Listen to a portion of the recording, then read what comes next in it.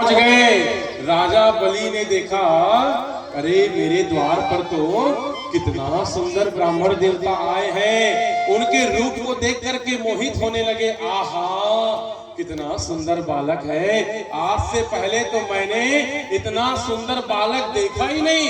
बालक वो भी ब्राह्मण, और कितना छोटा रूप है भैया, बड़ा सुंदर दृश्य। आहा, आनंद आ गया। तुरंत राजा बलि खड़े हो गए। आप बैठे रहो, बैठे रहो। तुरंत राजा बलि जो है वह खड़े हो गए, और खड़े होकर के जब जाने लगे तो शुक्राचार्य जी ने कहा, अरे राजा बलि कहां जाता है? अरे पहले यज्ञ तो पूरा कर ले, 100वां अश्वमेध यज्ञ है। क्योंकि शुक्राचार्य जी को पता चल गया था कि यज्ञ अपूर्ण नहीं हो सकता, क्योंकि वामन भगवान के रूप में साक्षात संसार के मालिक परमपिता परमात्मा इसके द्वार पर आ चुके हैं। तो राजा बलि ने कहा कि देखो गुरुजी, मेरे यज्ञ का नियम है, मेरे यज्ञ का नियम है कि मेरे द्वार पर जो भी आएगा ना वो खाली हाथ नहीं जाएगा। इसलिए सोनी जी, कहीं भी धार्मिक अनुष्ठान हो, भागवत कथा हो, अगर द्वार पर कोई आए तो कभी खाली हाथ जाने मत देना। क्योंकि कहते हैं सोनी जी, ना जाने किस रूप में आ जाए नारायण, ना जाने किस रूप में आ जाए नारायण।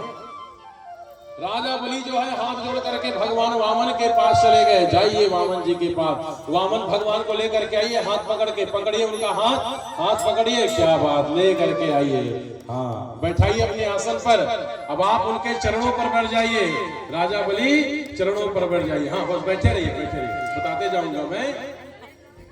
अब राजा बलि ने कहा कि ब्राह्मण देवता, आपका स्वागत है मेरे यज्ञ में। सुंदर स्थान दिया बैठाने के लिए, जैसे वामन भगवान को बैठाया। बस कथा भी सुनना और आनंद भी लेना। सोनी जी, और आनंद आ रहा है कि नहीं? आनंद, और आनंद आएगा। अब राजा बलि ने कहा, ब्राह्मण देवता क्या मांगना चाहते हो?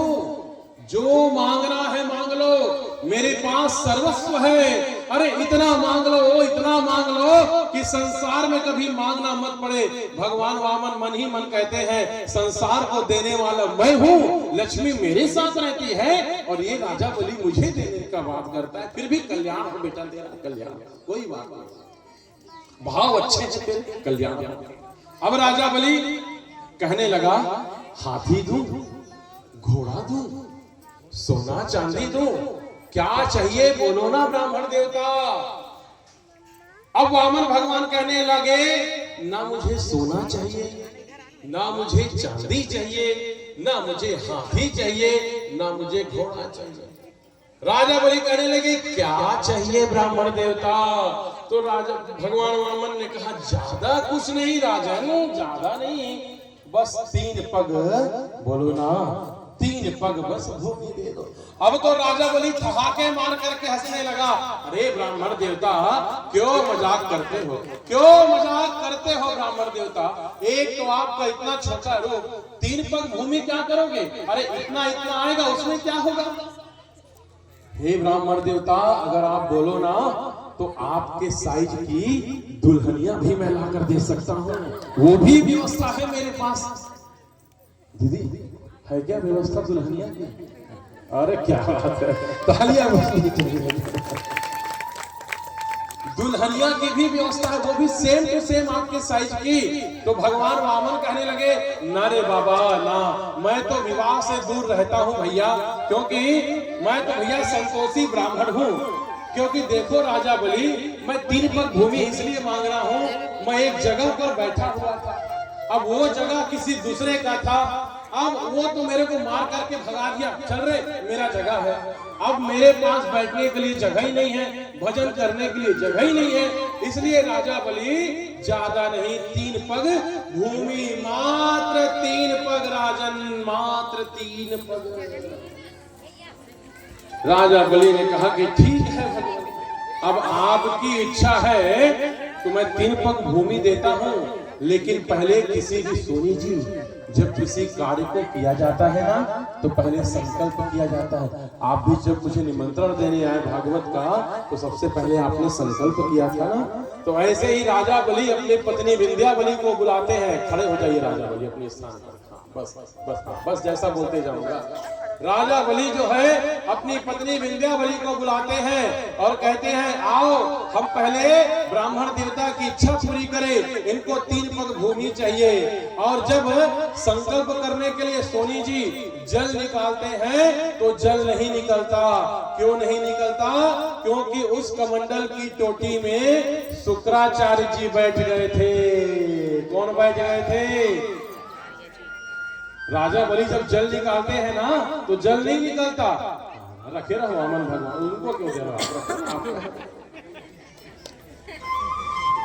तो उस टोटी पर कौन बैठा था सोनी जी? शुक्राचार्य जी। अब भगवान सोचते जल काहे नहीं निकलत है? आपका कन भरे है कर्मा, तो बोले जल निकलत नहीं है। अब उनको पता चल गया कि इसमें रुकावट केवल और केवल शुक्राचार्य जी डाल रहे। तो भगवान वामन ने क्या किया? जमीन से एक टुकड़ा उठाया। उठाइए वामन भगवान, ऐसी उठा लीजिए, कोई बात नहीं। उठाया और राजा बलि जिस कमंडल को रखे थे उस कमंडल के छेद में जैसे ही मारा तो शुक्राचार्य जी की एक आंख, गोविंदाय नमो नमः, शुक्राचार्य जी की एक आंख क्या हो गई भैया? फूट गई। अब राजा बलि ने हाथ में जल लिया और संकल्प किया है। राजा बलि ऐसे करिए, हरिओम विष्णुर श्रीमद् भगवतो श्री महापुरुषस्य विष्णुर्वाक्या प्रवर्तनमानस्य देति पारार्धे श्री श्वेतवारा कल्पवैभवस्वत्मंतरे अष्टावेतमेह। और जल को नीचे गिराया। हाथ जोड़ करके भगवान वामन से कहा, मेरा संकल्प पूरा करिए भगवान। अब तो आज भगवान वामन अपने स्थान से खड़े हुए। खड़े हो जाइए भगवान, खड़े हो जाइए। और विराट रूप बना लिया। सुनते जाइएगा, कैसा रूप बना लिया? विराट रूप बना लिया। राजा बलि ने 3 पग भूमि का संकल्प किया था सोनी जी। कितने पग भूमि का? 3 पग।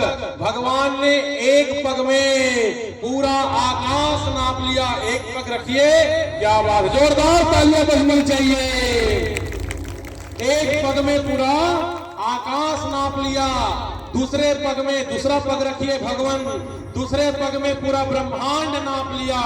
अब भगवान वामन जो है राजा बलि को देख करके मुस्कुराते हैं, अरे राजन तेरा संकल्प तो अधूरा हो गया रे, तेरा संकल्प तो अधूरा हो गया। राजा बलि ने कहा कैसे?